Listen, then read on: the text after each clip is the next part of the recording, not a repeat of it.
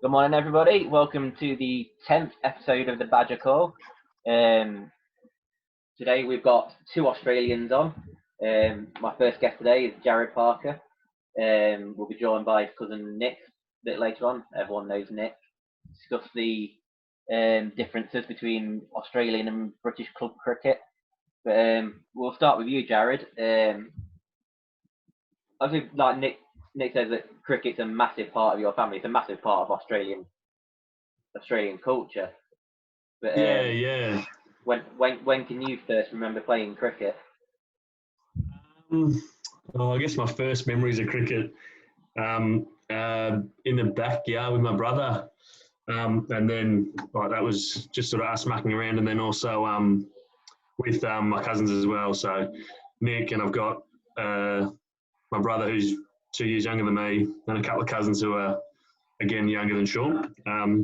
So yeah, like growing up, summertime, just cricket was, that's sort of all we'd get up to really. Cricket, jumping in the pool, classic catches, all that sort of stuff. It was sort of all it's completely different for you over there because it's effectively like your national sport. Like everyone. Yeah, absolutely. Everyone over here plays football. That's so cricket is your equivalent. I know you play Aussie rules and.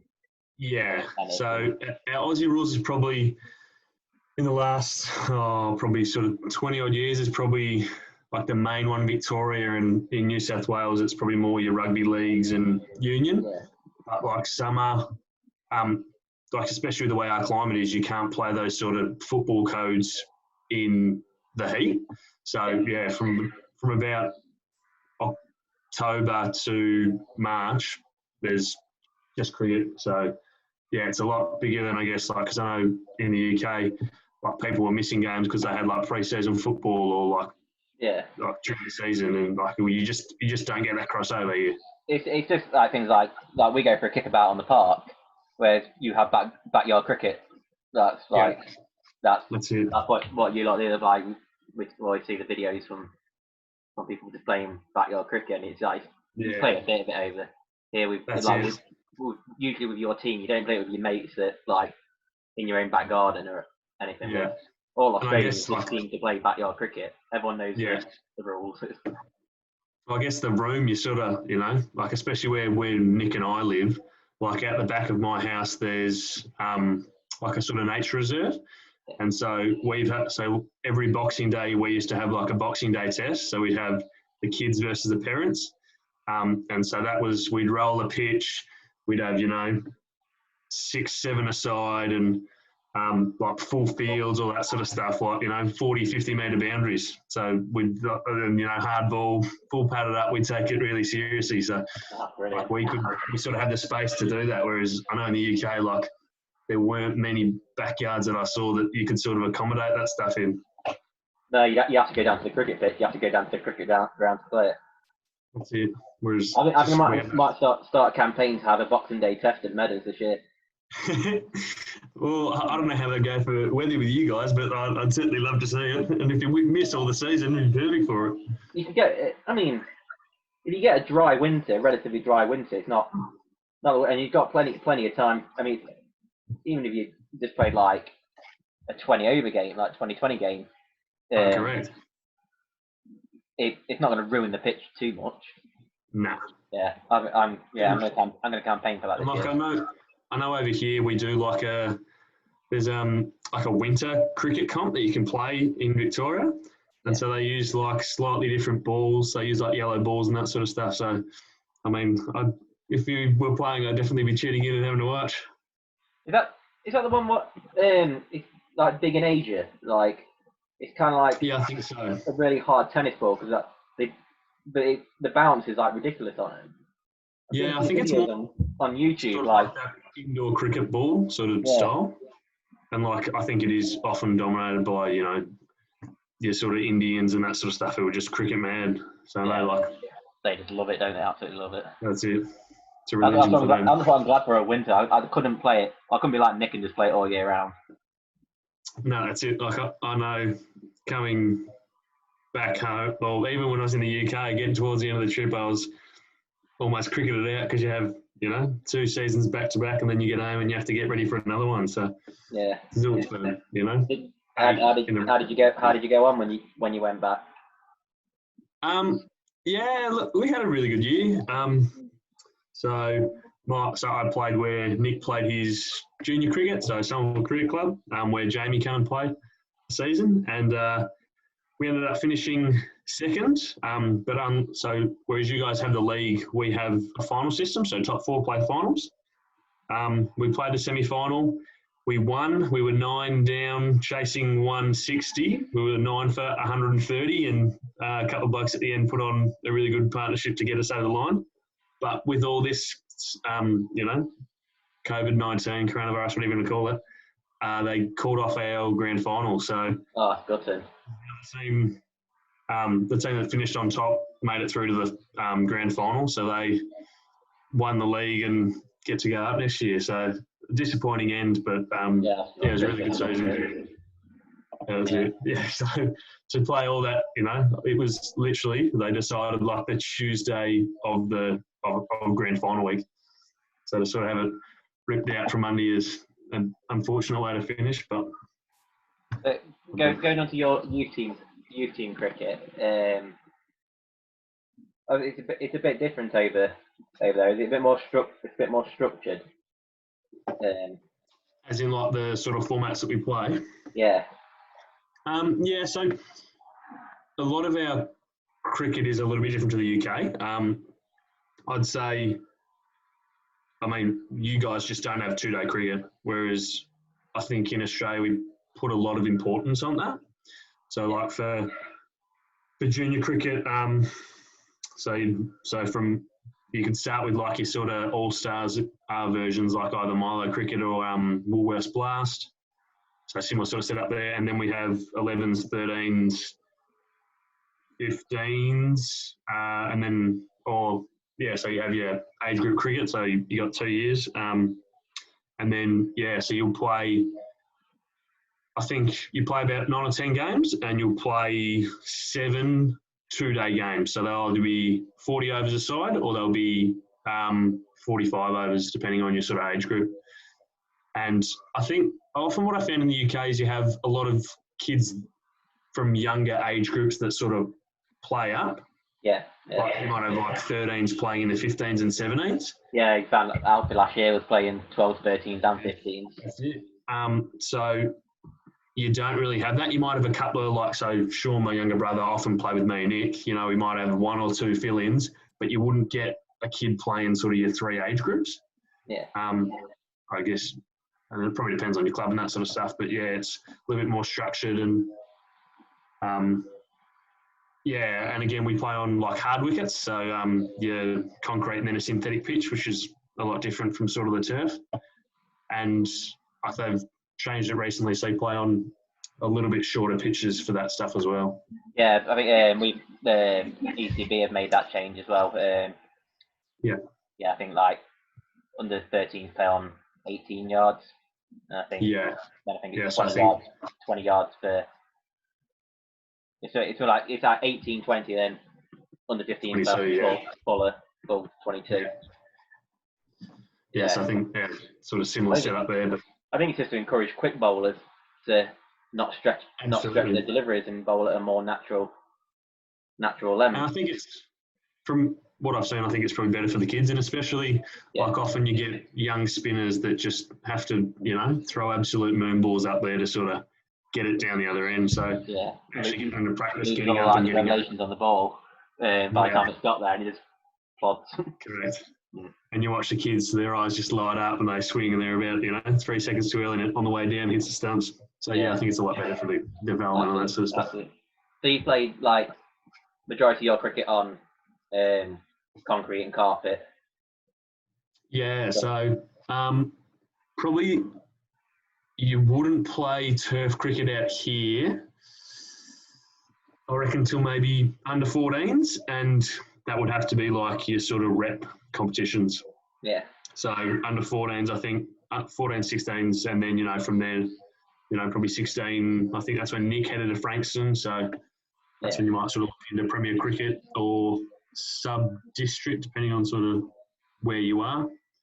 But yeah, I didn't play turf cricket till I was probably 16 or 17. So yeah, very different in that sense. It is a big difference as well, isn't it? We've got a few like artificial wickets over here, and Absolutely. like batting, bowling, like everything changes. Everything changes. So like from my experience, especially down at Meadows, like I don't think I remember seeing one get over about waist high. Whereas, you know, you can certainly bowl bounces and short stuff to get, you know, get it whistling through the ears. I know I reckon I was at about under 16s and we played like a little sort of practice match at cricket training. And my younger brother, who was about 14 at that stage, bumped me and littered me. So it was you know, I don't think, can't see Alfie Kelly bowling a short one and getting it up that high. I know. I played a couple of games on. We played a game on some. I can't remember it was. I think it was Denby, and it was in the low. It was in the low divisions, and obviously you're not allowed to play on artificial wickets in the Derbyshire League. Yeah. The day we played up there, like it was bottom division, and our captains just got together and they got an artificial wicket there. It's like we're not going to be able to play on the grass wicket. It's too wet. Yeah. We can play on the artificial. Just don't tell it. You might as well have a game, absolutely. And we played on it, and I opened the bowling. And I was running in, and the first ball I bowled halfway down the track. It was an awful delivery. The ball slipped out my hand, but he like whistled past. But I was like, oh, yeah. And I just spent. I think I bowled about 8 or 9 overs in the rain, just bowling bounces because it's the only time I've ever been able to bowl a bounce because the wicket was just like zipping. And that's it. I think probably especially just sort of, I don't know, at least my experience with watching Test cricket, Australian bowlers always seem to have a little bit better control over that sort of short one, just because it's often absolutely you face it and you're probably required to bowl it much more. You never hear of an Australian getting dropped from a Test match team or getting found out because they don't like the short ball. In this country, you've had like Moeen Ali, Graham Swan, Stuart Broad, and a few others who can't play. Like Gary Ballance can't play the short. Can't play the short ball. Especially like they're not like they're sort of bugs with a bat either. Like they're quite accomplished cricketers, and like pace and bounce is something that I don't know if you can replicate that sort of conditions with UK cricket. I mean, like Somerset, they for years had a pretty lively wicket, like pacey wicket. The Oval's always had a bit of pace and bounce. And Lancashire used to just accommodate their bowlers. That's what sort of bowlers they had. Like that's why Morning Morkel signed for Surrey. He'd have pace and get pace and bounce. Is like he wasn't going to play at Lords where it keeps low and he's not got the greatest record at Lords. How did you? Well, we'll get onto your quantum career. Short-lived. Like what made you want to come over to play over here? Well, I guess talking to Nick a little bit about it. I guess, playing cricket in England sort of, that's probably what you sort of think about as a young boy, when you watch we have the Ashes on here late at night, middle of our winter when it's over there. So, staying up late to watch him play in the UK was always sort of quite enjoyable for me. So talking to him and the way he sort of talked about his experiences sort of made it quite attractive for me to come over and just, a chance to sort of test myself in, unknown conditions and that sort of stuff's probably the idea behind it. How did you find it? How long did you land in this country before you played your first game? I think me and Nick landed on the Wednesday night and first practice game was on the Saturday. So I think I was still pretty jet lagged. Yeah. Cold. The Friday we went out to. It was cold last year, wasn't it, as well? Oh, it was freezing. I think the first game wasn't too bad, but the second game we played, I think, was about 6 or 7 degrees. couldn't feel my hands. I reckon I fielded about 3 balls for the day because I just didn't want to break a finger. Yeah, And I can't. I mean, I don't really feel the cold, and there's some games where you feel. I mean, I went to watch Meadows that same weekend when Nick was back, and it was cold that weekend. I think Jamie was fielding out on the boundary in like a woolly hat. And like for me, I've never fielded. Like I wear a shirt. That's it. Yeah. You know, maybe on a real cold day in the morning in juniors, I might wear a vest. But like to come from, you know, sort of that weather to that was crazy. It can be very cold. I mean, like the same weekend this year, it was 24 degrees here on that weekend. And obviously we couldn't play, and it was like, "Are you taking the piss?" Like this is like it's like you don't even get weekends like this in August. Like that's it. To waste such good weather like that, stuck inside's more. How did you find it? Like your first game, like. Well, first game, I think it was just a practice game with the twos. Me and Nick, I met Dan the night before, and he decided that we'd go out to the pub for a couple of quiet ones, and I think we ended up in Hackett's. Got home about 3 a.m. So hung over the next day. It was a great experience. Did you wonder what decision you'd made when you were in Hackett at 2 o'clock in the morning? Yes, I thought, what have I got myself into? What's Nick thinking? Enjoying this sort of stuff? Yeah, he comes here every year for this. I know, and you know, I don't know how many weekends after that he continued to go out to Hackett. So. But I've lived in Belfast for over a year now. I played for Meadows for 3 years, but I've only ever been in Hackett twice in my life, and I think that's 2 times too many. Correct. I think when we got there, I could count on 2 hands the number of people on the dance floor, so I was a little bit worried about. It must have been a Saturday night you went then. Yeah, that's it. I think Friday night's quite busy. I think Saturday night. Okay. Yeah, it must have been. It must have been the next time we went to Haggett's. So yeah, I think the first game wasn't too bad. I think I made a few runs that game, batted at 4 and got a nice little hit, which was good. I think I broke my bat that game too. I was going to say, what was your first cricket bat? The first cricket bat was a Puma Iridium. I reckon Marcus North used it. Little blue number. Yeah. Marcus North did. Ah, yeah. Any little player. Didn't play many games, but he did play. And I reckon I don't think I played one attacking shot with it. Nick will probably, I don't know if he's told you this, but I think, like, because, you know, in our cricket we retire at, like, just in junior cricket, I think under 13s it was 30 runs. And so we were playing a team and we bowled them out, so we got their overs. I think it took me 49 overs and 4 balls. And I opened up, batted just about all the way through the innings to make 30. I think I hit 1, 2, and the rest were all singles. You always got to have someone to hold up the end of it. You got people play around you. That's what I was, you know, designing my career around. I thought I'd take a leaf out of, you know, Nick's book that a lot of people would have seen in the Meadows. He's not the most furious of stroke makers, but he can be though. He can be though. Correct. I always felt like that 2020 game he played on the Friday night against Spondon last year. He got 90 odd and was just like pulling out every shot in the book. And I'm like, well, why don't you do this on a Saturday? You'd have 2,000 runs. Yeah, correct. So I do always like to get stuck into him, you know. You can play more than just 3 shots, especially when you're good enough. So it'd be nice to see him, you know, take the game apart or stick it to the bowlers, but he usually doesn't listen to too many others, unfortunately. Going on to like your cornering career, it was like it probably wasn't what you wanted it to be in the end.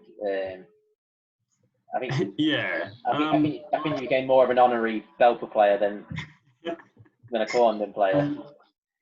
Yeah, so like I still really enjoyed my time and made some really good mates at Corndon. You know, got along quite well with Mike, who you know, happy to see you guys have picked up. I think it'd be a really good addition for you guys. But yeah, you know, just team makeup and that sort of thing just sort of didn't quite seem to work out probably as I'd planned. I thought I'd probably do a few more things here and there, but I no ill will or anything like that. I still had a really great experience and that sort of stuff. Just would have liked to, get to show my wares a I little think bit more. you'd be the only person who's not signed on for Meadows who's got personal Meadows highlights. I mean, there was a few in the team. I mean, you played a friendly, didn't you? You played in the. Yeah, we played Denby in a friendly, played in the six-a-side at the Gin Festival, so another good game there. And then against the touring team from Wales. Yeah, Mockler. Yeah. So I got a few little games in for Belper, which was, I enjoyed every one of them, which was really nice. Net bowler for us. Yeah, more than happy to do that. Been blowing blokes into form for a long time. Occasional groundsman. There's a picture of you on the pitch. Young Jeffrey. Yeah, there's a picture of you like watering the holes. Holes. I just tried to learn as much as I could from such a wise individual. I think everyone's personal highlight though for you at Meadows was just being drunk on the bank when Derbyshire turned up. Oh, yes. And I think the biggest respect we can pay for that is Mal Loy, when in the second game, 2 months later, asked if you were alright, like if you were sober today, you're feeling better. And so you made an impact on Derbyshire as well. It's always nice to know that you're remembered, whether it be for highlights or possible lowlights. But yeah, it was. I don't think I've ever felt that rough in my life. Yeah. But that's the thing. Like, one of the things I found quite different between Australia and the UK is the drinking culture. Like, I would have had more alcohol in the UK than I've had in my whole entire life, like comfortably. That's, I guess, not being a big drinker. It's a big thing what's made that Australians are massive drinkers, and every Australian I've met really, really aren't. They're not. Yeah, so like I said, I do know some of those big drinkers, like a couple of my uncles, as Nick would know, they certainly. You hear the stories like the Hughes knocking back 40 beers on a plane. Yeah. So I think probably that older generation would be, I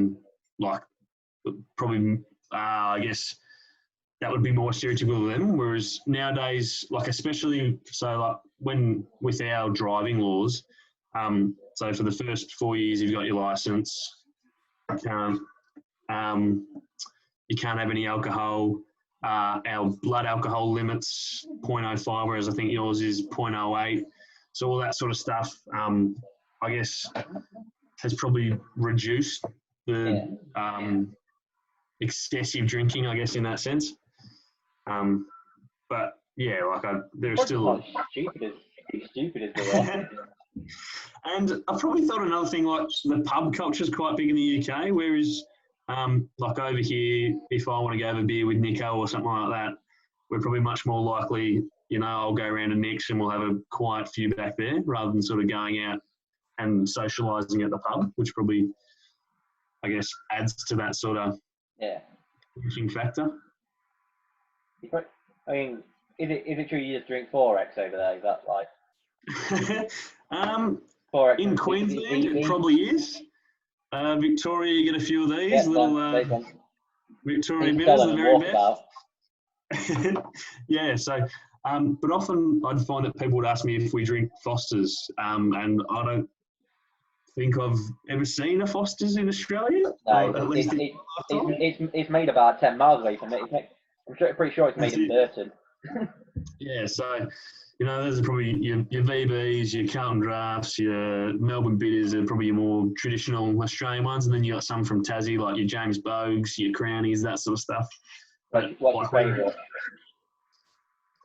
Favourite for me, I'd probably say a James Bogues, but I mean I'd prefer Little CC and Dry, so Canadian club I don't know if you have those in the UK. I've never seen one. I've never seen one.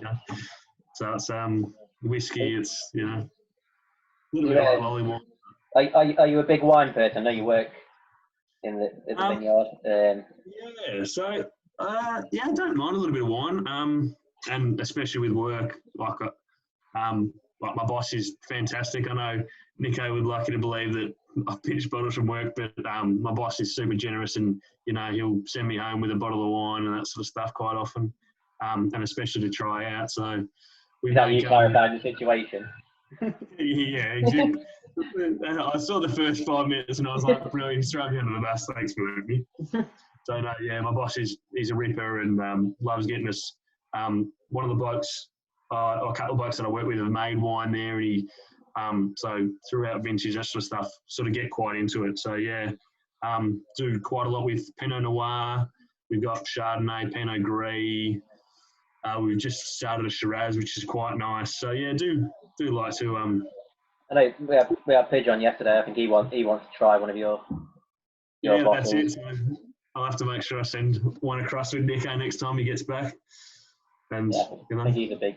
I think we just need to have a wine night at Meadows. I mean, like, just a wine tasting. Yeah. If you can just bring it, come over for the week. Just yeah, perfect. I'll bring a suitcase full.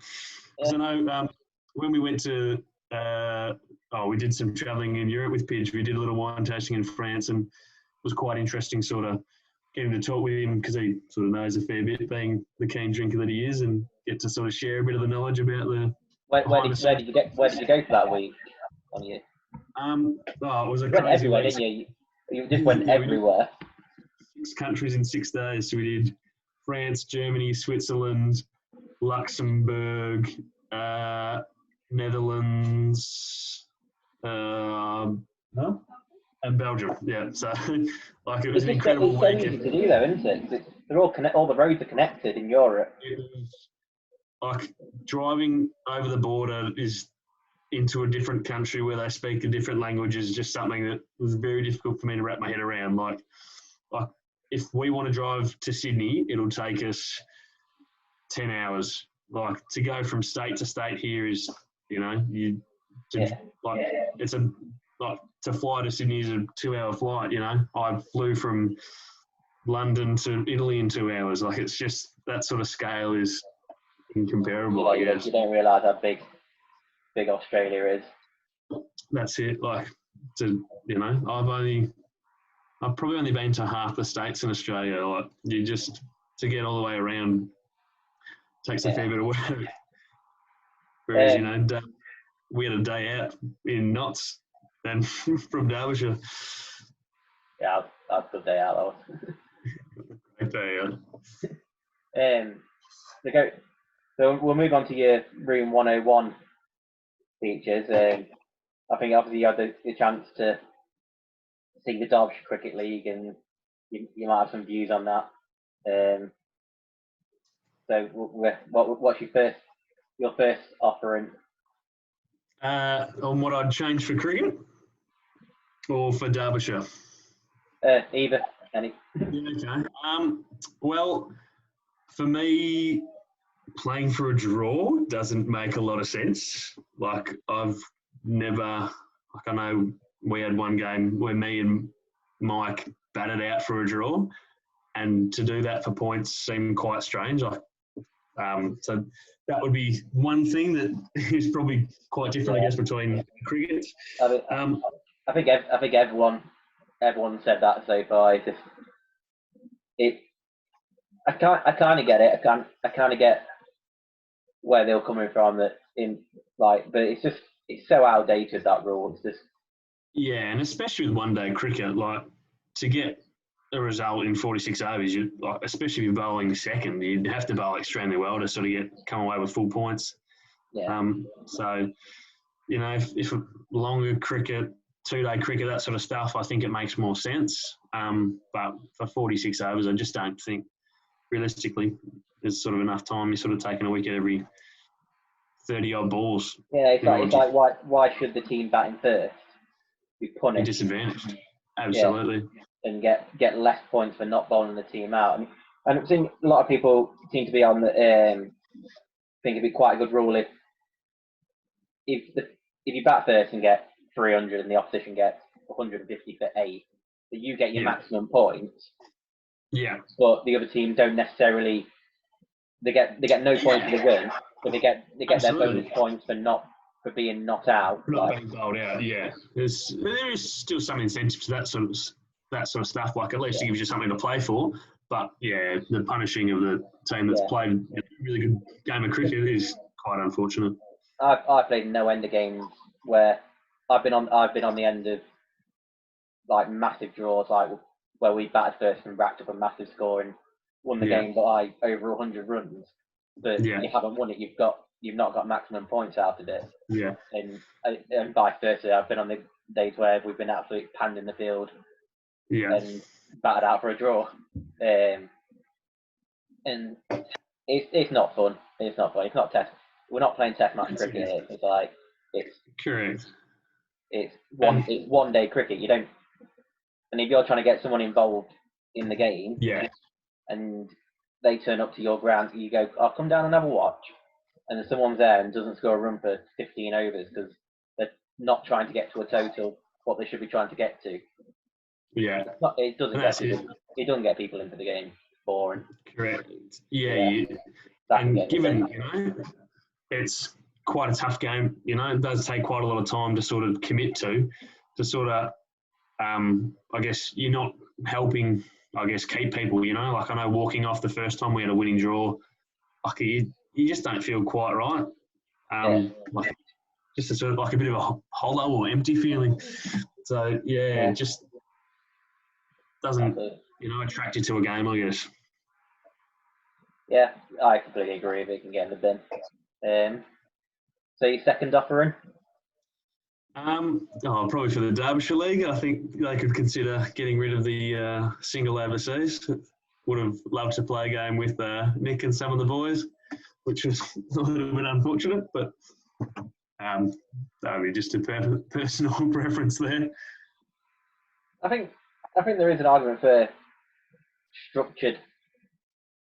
So you have like a point system, don't you? Yeah. So that's where ours is really different. So, in our sort of 2 local sporting codes, at least down here. So in our football, we have a salary cap. So you're only allowed to spend 150,000 sort of on match payments. And then cricket, we have a point system. So like if I'm a junior for that club, I'm a 1-point player. If I've come across, I'm 2 points for 2 years, and then I drop a point every second year. And then like if we were to get someone from Frankston, like one of the blokes Nick plays with, if they'd played first, they'll be a 4-pointer. And if they'd played seconds or down, I think they're only a 3.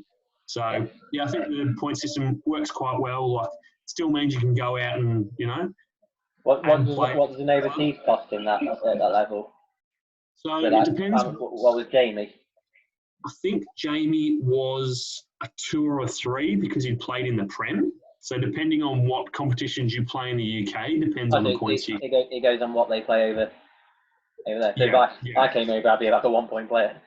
Yeah, absolutely. And so it makes it like it's a really good way to do it, I think. Like, you can still get someone like Jamie to come across, but you can also, like, we could have Jamie and Chris play for us, for example. So it's a nice way to sort of still make sure that, you can't just buy the best team and that sort of stuff, but you still, I guess you sort of have a little bit more freedom with sort of how you structure your team. Yeah, I'd like to see that. I think if you get the right overseas in, they don't. Some clubs get overseas in to just win divisions, like they just get the best players in. They're not bothered about anybody else at the club, and some people get them in for the benefit of the club. The ones who come in and provide the coaching aspect or help out at the ground. Correct. And that's it. Like, I know the sort of players that we've got locally, the ones that, the ones that are club players, the ones that are interested in complete club success, and just the environment sort of that they bring is fantastic, and, they're worth their sort of weight in gold. And I guess sort of Nick's influence on the Meadows, at least from what I've seen, seems to be a fantastic relationship. Everyone sort of gets on well, and you can tell he's sort of in it for the club. Yeah, absolutely. Yeah, I completely agree with you. I'd like to see a point-based system. I mean, I've spoken to Nick a lot about like how, and obviously we'll talk about it a bit later when Nick comes on, about how Australia runs club cricket and domestic cricket, and how we run it, and how it's so different. It's just like, I mean, you look in the Derbyshire League, like Meadows play in the Derbyshire County Cricket League and play in the Mansfield and District League. Yet they're two completely different leagues, completely different rules.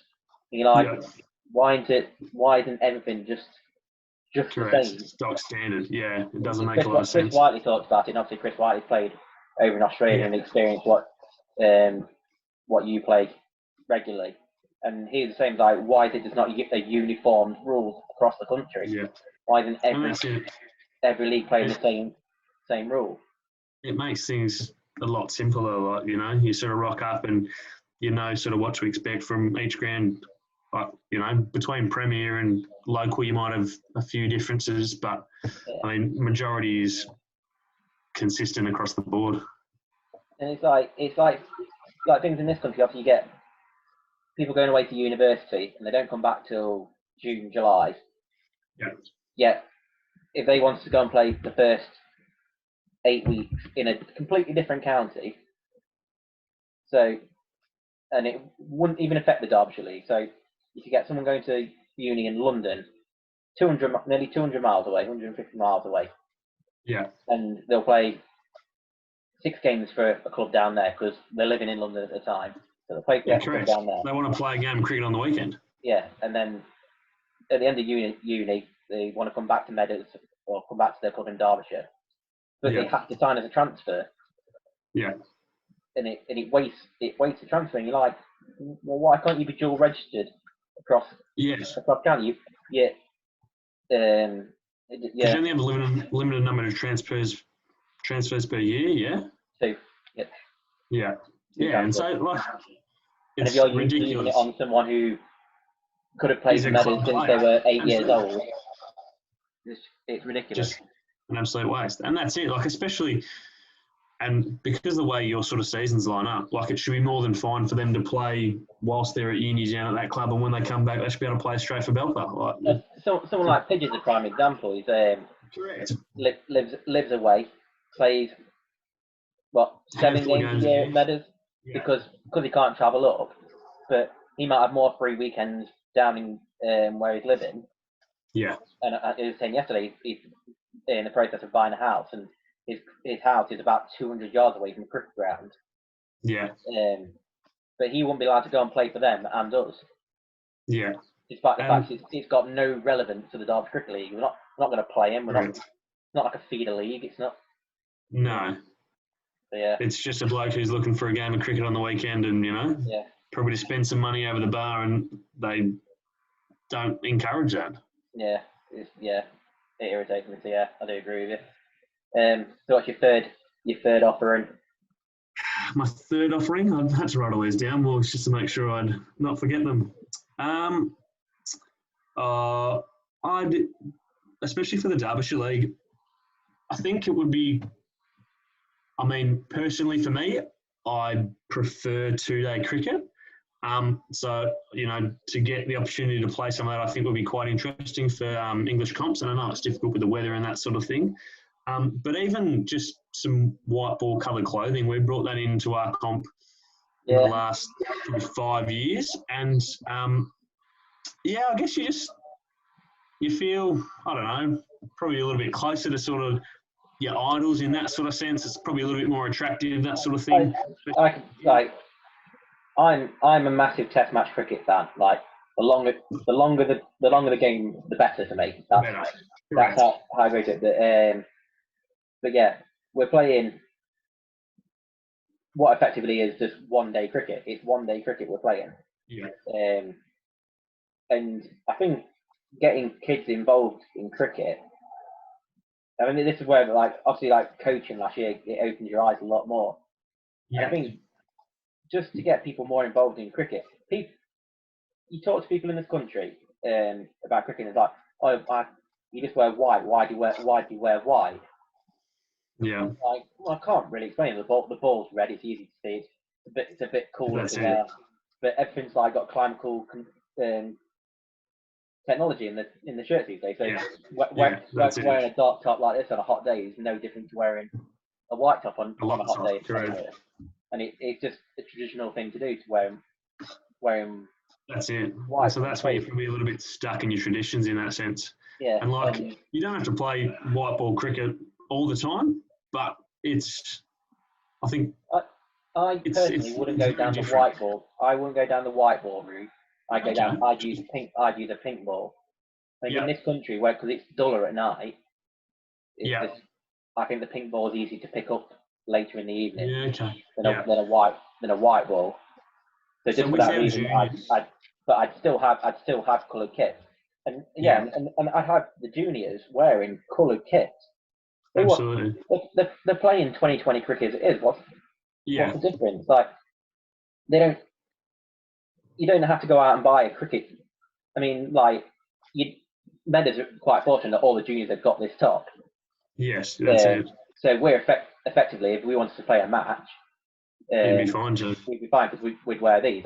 Did you see the kit Callum Geary designed? No, I'm not sure I did. I'll get it up for it.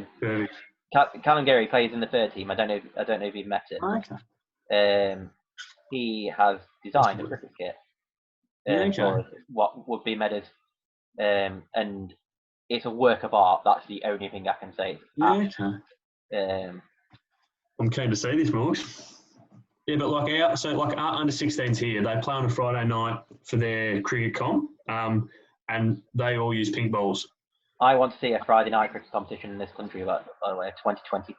So I think you obviously came down to the Spondon game last year when they got that 90 odd, and that's the biggest crowd I've seen at Meadows for a long time. And I know it was a semi-final, quarter-final, semi-final, but there was a good 150 people there.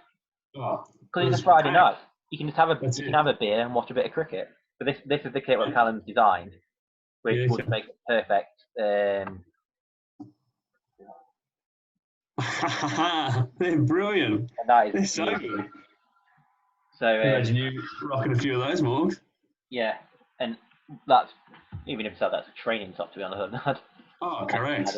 It's fantastic. And just that sort of a little bit more promotion for the club, and rather than just the whites, which you sort of can't do a lot with, you sort of, people sort of can affiliate with, what it is to be. Pretty much every club's got a training kit. Yeah, that's it. And even if they don't, they just all have to go out and buy. You just have to buy 11 cheap coloured tops of whatever colour you want. You can get like the Adidas ones from Sports Direct for about £4. You all just buy the same top. Coordinate, absolutely.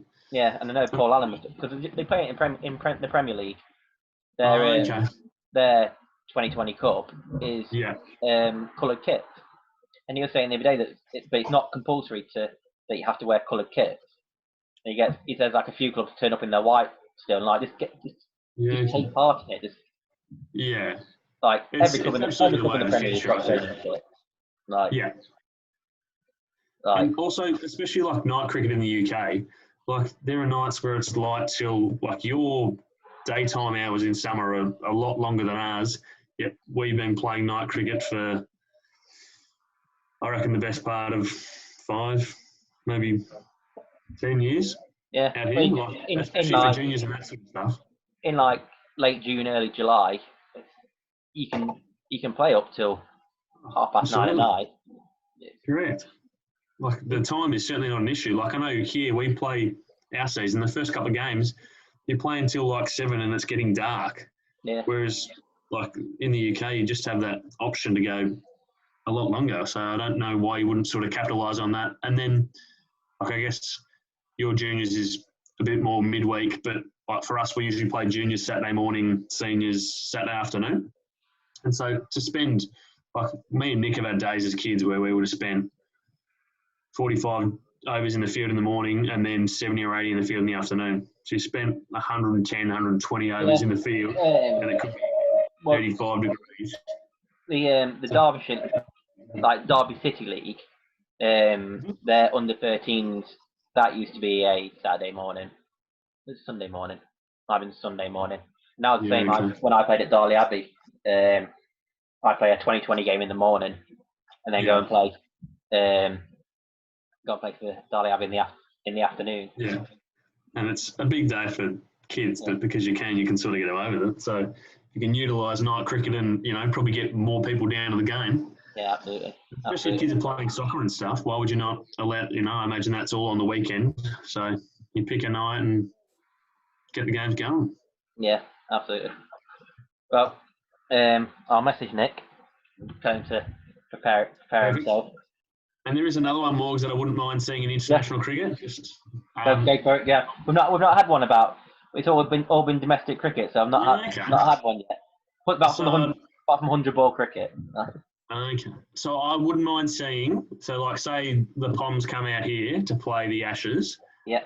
I wouldn't mind seeing them get to choose a ball. So, say we use a Duke ball in Australia, and we play a series where we use a Kookaburra in the UK, just to see sort of how much is home advantage versus ball advantage, that sort of stuff. Doesn't have to be all the time, but I wouldn't mind seeing just how they go with different balls in different conditions.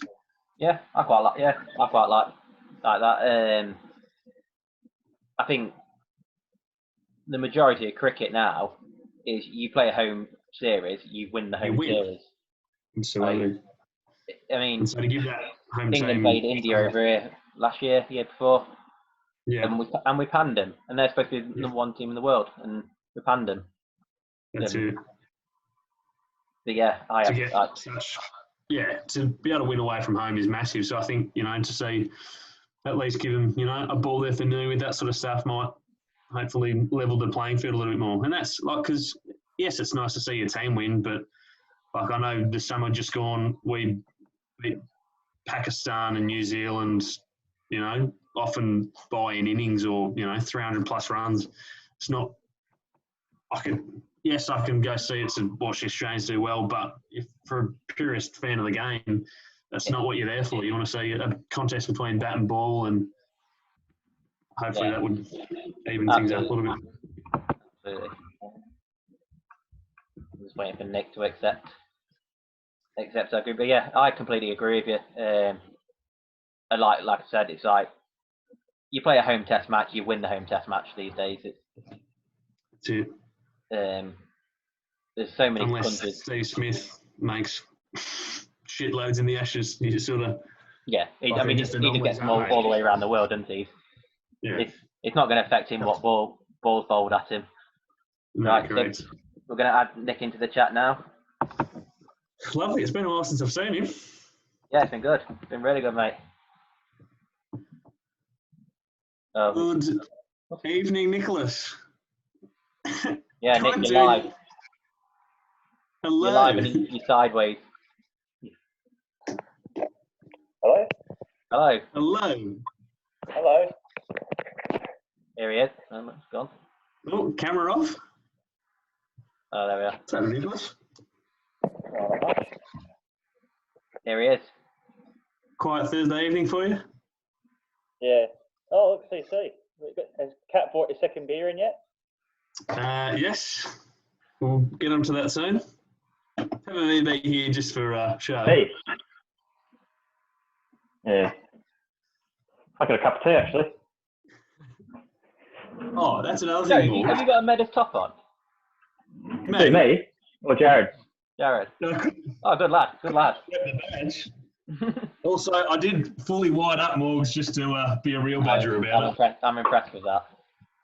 He did inspire me yesterday. Morgs, I've got to tell you about DK's. So DK came to Christmas with us over the summer just gone. And you've never seen a bloke more excited about getting Yorkshire tea. It was disgraceful. See, I know a couple of people living over in Australia now, and they get like two of us. Just some of the things what they get delivered, what they just completely. I mean, I don't drink tea. I'm not I drink coffee. Fair. I love a good coffee. But yeah, I don't get tea. But I know people. I got a couple of friends living over there, and they're the same. They get sent stuff at Christmas, which you lot haven't got. I might send Nick some shower gel, proper shower gel. Can you? Oh, please, can you? Oh my God, what a birthday present that would be. Oh, Yeah, good flavours.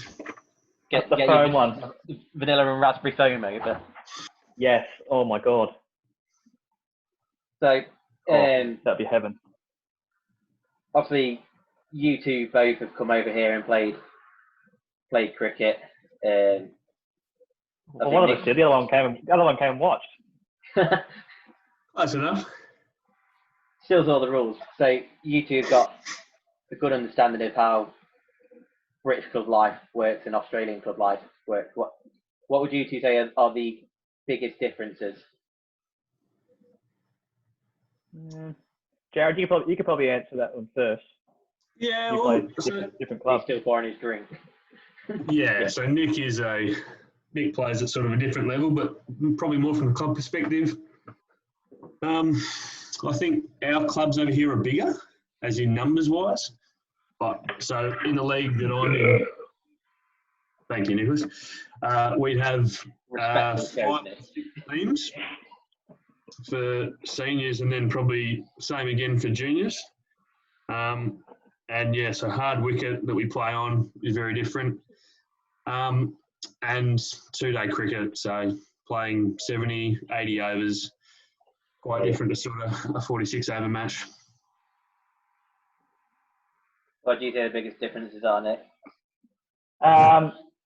For me, the biggest difference is the clubs. I'd say Jared's like Sunwolf Cricket Club's very similar to Balpa in the way how it is in a social sense, and then how it probably not necessarily the standard. Sunwolf's probably a little bit better than Balpa, but those two are similar. They're both being quite socially active, whereas where I am at Frankston, we're expected to be basically semi-professional. We're one down from state cricket, which is county cricket, and like our first team is the feeder club for Victoria. So when Scott Boland's available, we've had Matt Wade, we've had Jonathan Hastings, we've had John Holland, left arm spinner.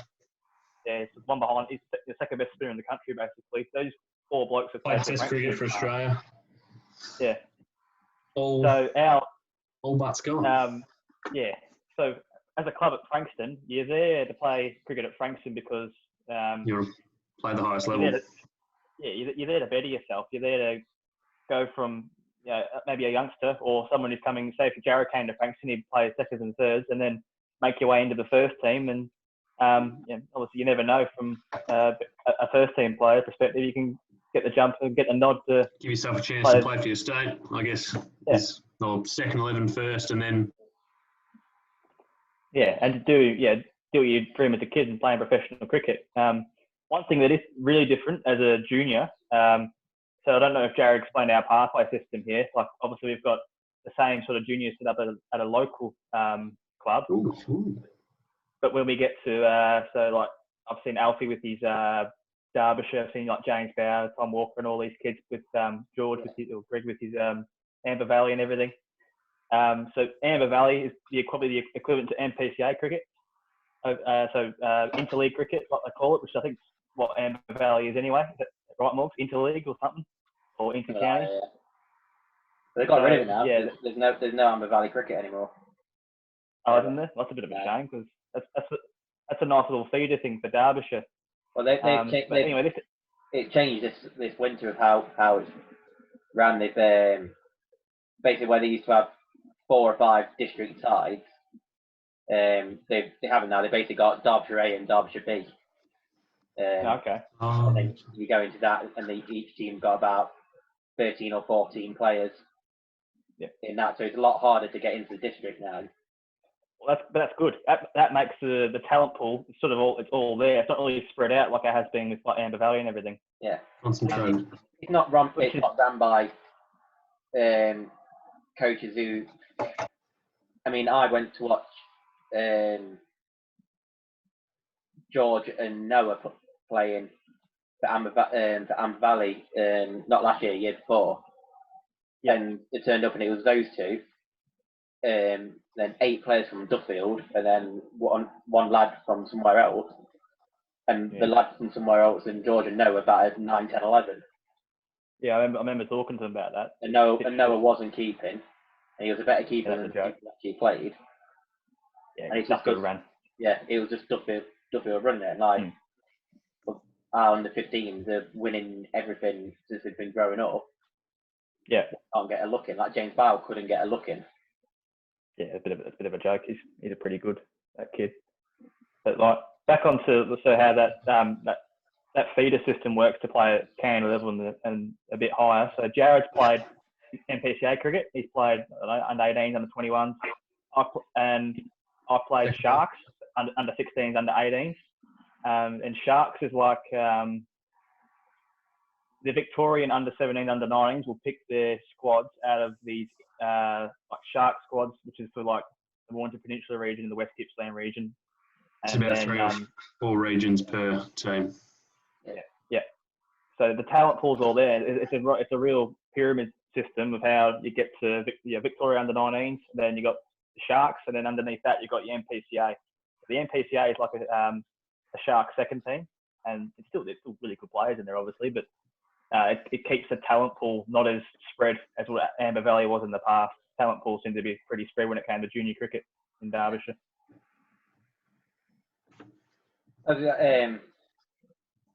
Me and Jared were talking earlier. Like obviously, you have the point system in Australia. Would you like to see something like that in British club cricket? Yeah, I think it'd stop people jumping from club to club. So like your Fishers, for example, would going from club to club. That if Steve Fisher or Callum Fisher have moved from being in a couple of clubs in the past and come to Balpa, they're 4-point players. And when Jared would have explained that your really good players are going to be 4-point players, and then all of a sudden it brings in the loyalty into individual players playing for their club. You've got to stay at that club because as you stay at the club longer, your points come down. I think it's a really good system. Yeah, I absolutely agree with the rule. Like, I think Jared wanted it just so he could play for Meadows. Like he could have put signed for Meadows last year, so have more overseas.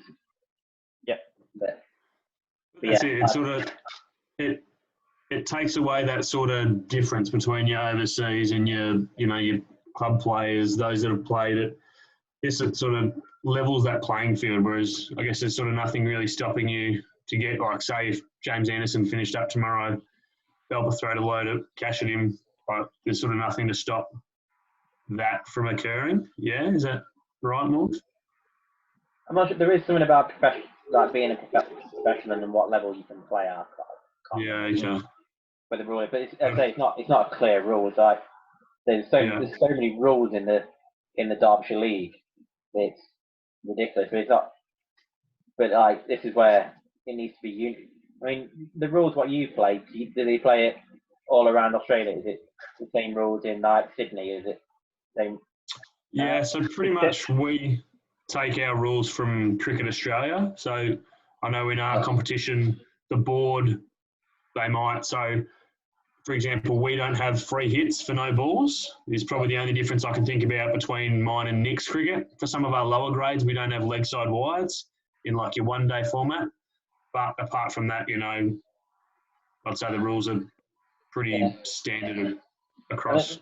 This is what I was saying to you earlier, and this is what Chris White was discussing the other day, that you can play in a bordering league and play completely different set of rules over here. Like Nick's played Derbyshire County Cricket League and Mansfield and District League, albeit on the minor end, but they're two completely different rules.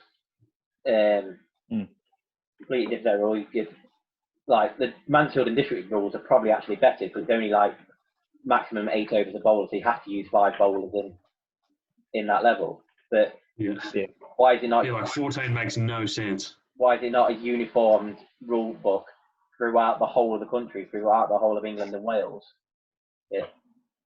It doesn't make any sense. You still come under that governing body. Everything's still ECB affiliated, but they're just like the half-assed not setting out rules or anything, and they've just left it to local cricket things. Where surely it's easier if everybody plays the same rules.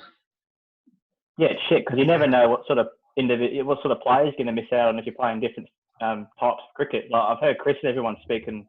Obviously, his brother Dave's down in Oxford and playing a different type of cricket altogether with the split fixture, which has been that's been really good to listen to because that would be awesome to have that in Derbyshire because it keeps your draw system still in place. So I think at the start of the season, like you play everyone twice, like you do, and you play at the start of the season you play against one side and it's 50 over cricket or 1 day cricket, and then you play them again in the middle of the season, and it's not like a time game thing where you can declare. Oh, okay, you have to bowl the opposition out. You have to get 10 wickets. Yeah, we have like a certain number of overs and that sort of stuff. You have to bowl in the last hour. So you've got to be tactical about it. So yeah, so you still, and you can still sort of keep your traditions that that they seem to like to have in the UK, especially. Yeah, without old dinosaurs that want to bat for a draw. Yeah, without sort of holding the game back. Yeah, I think like 2 day cricket over here will be a lot harder to implement than it is in Australia. I don't think you can do it because of how different your conditions would be 7 days on.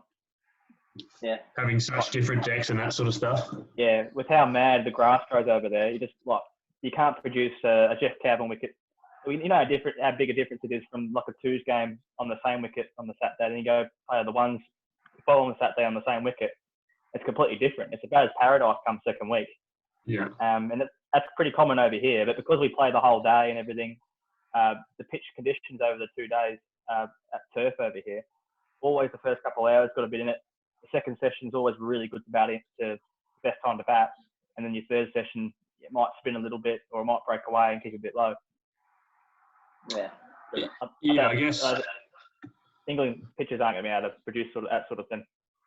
Yeah, I guess it does make it a little bit harder. And like, especially given you have like a groundsman is a club groundsman, that probably, and I guess the amount that you sort of use the turf during the week probably adds another sort of level of difficulty for that. But I think, I mean, as you probably agree, Nico, we'd much prefer a 2 day cricket, it's just a better format cricket-wise.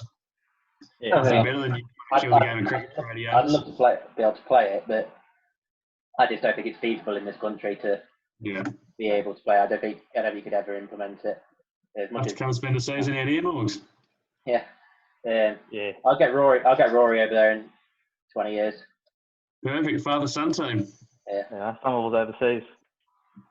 Yeah, Can't do any worse than Roland. We'll make as long as he's good for 30. Has that been discussed when Jamie came over and played with Jared that season? No. Not heaps, actually. Well, we played in a flag together. That was pretty handy. I'm sure Jado enjoyed that. And played with some pretty handy players. One of Nick's favourites, Lee Lowry, absolute superstar. Yeah, well, I was saying to Morgs when he interviewed me the other night that he was the one that got me to Balfour in the end. So he's the one that have to thank. He is a great man, young Lee. He's the real hero of Balfour Meadows. Correct. You should see him bat, Morgs. Just technically sound. Got one of the best square drives you've ever seen. Oh, glorious shot. So what's your training like over there? Are they different between your two clubs? Yeah. So Nick's, I guess I'll start with mine. So club cricket will train one night in the nets. So Tuesday night. So you probably have 4 nets going on, and then you might do fielding on the ground as well. And then Thursday night we'll have we'll do a session in the middle for the 1s and 2s. So effectively a game in that sense, proper fielding positions, all that sort of stuff. And then we might do a little bit of fielding, that sort of stuff. You can go get throws, bowling machine, all that sort of stuff afterwards if you want. and then usually a meal afterwards on Thursday night is always pretty good. Yeah, I've seen a big thing. Like Dan getting asked every week, like there is choices like lasagna or is it parva? Yeah, selection meals. Yeah, That would, very, very popular here. Yeah, so everyone sits down with your meal and then they read out a team. So obviously there's like 6 sides playing at each club. The Jared's club's got 6. They'll go through all 6 sides and name the players for that weekend. That's awesome. Yeah, I'd love to see something like that in this country. Like, I'd like it in at Meadows. The senior team train on Tuesday, like you do. Then on a Thursday night where we come down, like some players come down and have a hit before the juniors playing. But if everybody was training at that time, like the seniors don't need to have such an intense training session as what they did on a Tuesday, but they could still go and have their hits whilst the juniors are there. So the whole club is just there on a Thursday night. Yeah, it is sort of a nice way to sort of bring it all together. Yeah. And like especially the meal afterwards. And especially like at Meadows, most of the juniors who are training are probably going to be playing that weekend anyway. That's it. So yeah, I think the big problem with us lot training on a Thursday night's been, I think Trevor in the past, obviously we hit balls out of nets and scone kids, but I mean it's not hard to keep it safe. Sensibly, absolutely. You playing me and you, and I think it was in my first season down there. I think me and you were having a hit down there, and it was like I think you hit one out of net. Last ball, I was like, right, I'm just gonna have this last ball, and I tried, and I was like, I'm just gonna twat this, thinking I was gonna hit into the net, and then absolutely caught it perfectly. I think it was Alfie's head it almost took off. That's all right then. Yeah, Trev went. And that's it. That's probably where our facilities are probably set up. Like you have your ground and then you have your nets, like they're sort of very separate entities. But the thing is, like at Meadows, it's such a big area. Oh, absolutely. You could run it easily. You could absolutely run it easily. It shouldn't be hard. I think you got Nikki now who's in charge of all this, and I think she'd be quite on board. Obviously, her son's transitioning from juniors to seniors, but she'd be quite on board with having the senior playing group train down there, not alongside the kids, but near the kids, but out the way. If you had like proper training plans, so you knew what everyone was doing, what area everyone was going to be in that day, it's perfectly safe. It's perfectly fine. Like you obviously saw my training plans for under 15s and 13s last year. Like I put a lot of time and effort into actual training plans for them. And going into this year, I had the same sort of ideas. So like all the juniors were doing the same stuff. So if there was someone who was playing under 12s who was too good for under 12s and could have come to the 13s. Yeah, it's a nice way that they can sort of, depending on their ability, can sort of mix in with the age group most appropriate for them. Yeah, absolutely. But back to your training stuff, Morgs. Obviously, Jared's level's different to mine. Mine being the semi-professional club that it is. With Tuesday, Thursdays, we train, and we'll train from 5:30 till 8 usually, or whenever it gets dark. And we'll have 4 turf nets up and running, and we'll have 2 synthetic throwdown nets and a bowling machine net, a designated bowling machine net. Yeah. So in total, we've got 7 nets going. So there's at least 7 blokes facing balls at one period of time. We've got on a list of 50-ish, and 4 senior teams, or 4 teams basically. We'll train the house down. We'll have 4 turf nets of our basically our designated 1s net, 2s net, 3s net, 4s net, and then the batsman you go from your openers down to your number 6, 7, 8, and your bowlers, your quick bowlers are forced to bowl all night basically. So you'd net in order then? You'd net in a batting order? Yeah. So I'm always lucky enough to net first when the bowls just aren't warm enough. So facing blokes who are pretty quick, I get them just before they're probably hitting full tilting pace. Yeah. There's usually a new ball that gets thrown in every couple of weeks, so I'm always the first to face the brand new ball on a pretty They're not the roll-on wickets which we get in the UK. They're literally nets off the side of the ground that have been rolled and specially made for training purposes. So often they can be a little bit more worn or got a little bit more juice in them. As a batsman, it can be a nightmare. Yeah, that's quite a good thing. You could you could implement at Meadows. So obviously, we usually have like 2 people batting at the same time. Yeah. If like this year, when you're netting, you bat with Shelley. Like as much as like you can't really see where the ball's going because it should be going into the net. At least you can see each other's game, like where they're looking to play the shots, why they look. Yeah, scoring shots, that sort of stuff. So you just get a feel. You get a feel for when you can take quick singles, and you can learn. Yeah, well, I reckon Caleb and I did that quite a bit at the start of the season. Like I was making him, because he's obviously a bit of a chubbier bloke. I was making him doing the 4-3-2-1, the running. Yeah. With me. Just so That's probably another part of your training. Yeah. That fitness stuff would be another thing that you do a lot more of than they'd probably focus on in the UK, isn't it, Nico? Yeah, fitness and everything. I mean, I hate fitness. I mean, probably one of the more unfitter blokes at Frankston. But like, I'll purposely like the running you see me doing in the pads and everything. I love doing that because I can see the benefit of that. Because when I am 70, 80, 90 not out, I haven't no sweat or anything coming off before because I've prepared for that physically during the week, pretty much. Yeah, I know like Coxie and Chris, they both take the fitness side of it. I mean, Coxie just does it because he just wants to build his muscles. Yeah, Coxie wants to hit 1,000 balls. Yeah. Chris is a big thing, but fatigue is a big thing in cricket. The fitter you are, the less fatigue you're gonna get. Yeah, I don't think blokes understand that till they probably get to 30, 40, and 50 and everything. Maybe that's why Jarry always gets 30 because he's just physically fucked as soon as he gets there. Yeah. So for me, when I'm 30, 40, or 50, if I'm pretty knackered, which I'm sure I have been in the past, it's been a hot day or I haven't hit a boundary or whatever it may be. If I'm physically fucked, there's no way I'm going to get 100 from 30 or 40. Yeah. Yeah. I mean, I tried to do it with the juniors last year, doing a bit of fitness. That was fun. That was fun, wasn't it? Yeah. Yeah, I think we try and make them do the 50 runs in their pads. Yeah, we did, didn't we? Yeah, a lot of complaints. Because then there was a couple of them who didn't turn up that week, and we told them you're going to be doing it the week after anyway. Yeah, but they would at that age. They're not going to see the benefits. I mean, for me now, I can see why I need to do it basically. Because when you are 30 and 40 and 50 not out, I mean, I think we only made them do 10 lots of the 4-3-2-1 or 5 lots of the 4-3-2-1. So that's 50 in total.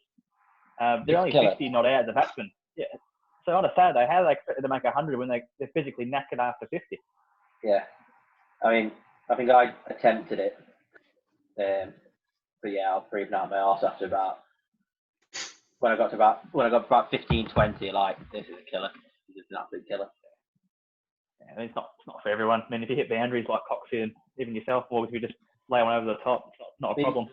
But like I say, it's like sometimes it's not necessarily just the physical exhaustion; it's the mental exhaustion which comes from that. And like, if you are fitter, if you have a clearer mind, and you might not panic when you get into your 30s. Yeah.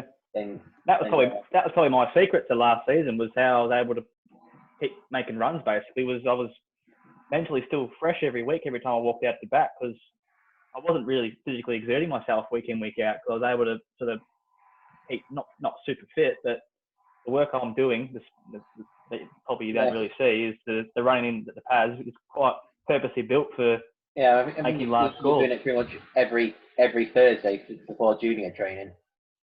Yeah. Obviously, I've turned up about 4 o'clock, and it was just me and you down there. You'll be doing that, and I'll be exhausted watching you. Might be all that work at the rugby club too, Nico. Pushing that mower all day gets pretty fit too. Yeah, I've got 2 spastics there that I have to look after. Thanks, Will. Thanks, Simon. Just about Jeff. But yeah, Jeff's all right. Yeah, it's been a good insight into like what differences are between Australia and British club cricket is. Did you ask Jay where he's playing his cricket next year or not? Is he going to come join me at Frankston? He's sending you over with a bottle of wine. The pitch. No. Oh. Yeah, he wants to try it. Yeah, I saw that actually. Pidge, I can't get over what Pidge was saying about the sledging not being allowed.